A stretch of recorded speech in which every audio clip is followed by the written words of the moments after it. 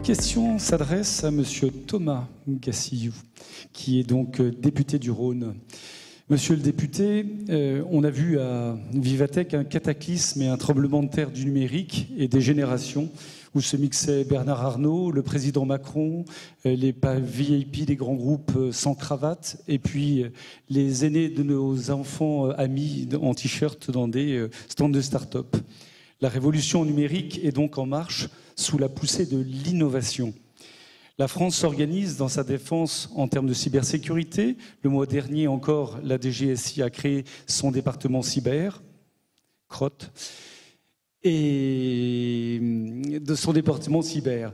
La question est que l'innovation vient aujourd'hui plus du monde civil et de l'IT que du monde de la défense, comme ça a toujours été le cas avec le nucléaire qui venait du civil.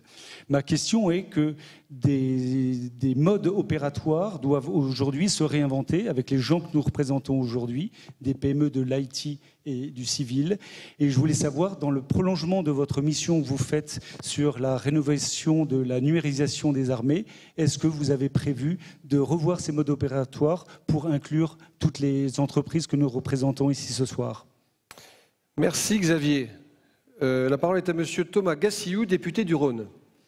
Merci pour votre question. Effectivement, j'ai présenté mercredi dernier mon rapport sur les enjeux de la numérisation dans les armées. C'est un sujet sur lequel je travaille avec un collègue qui s'appelle Olivier Betsch, qui est député du Haut-Rhin depuis près de 6 mois. Et plus globalement, on travaille déjà de manière assez étroite avec le gouvernement et les opérationnels sur ce sujet depuis le début du mandat.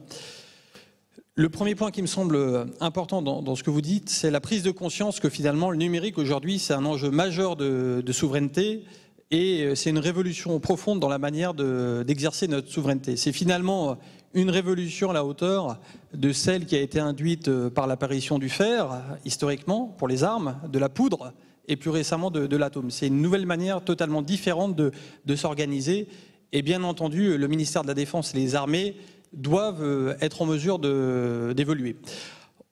Le numérique dans les armées, c'est quelque chose qui a été pris en compte dans les systèmes d'armes depuis un certain nombre d'années, mais il y a d'énormes progrès à faire sur les impacts organiques, c'est-à-dire sur la manière dont le ministère s'organise avec le numérique.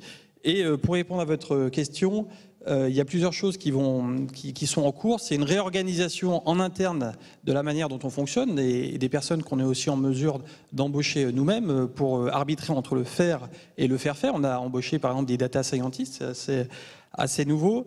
C'est une impulsion sur les questions de recherche fondamentale. J'essaie de regarder le chronomètre pour bien répartir mon temps de parole, mais je ne le vois pas.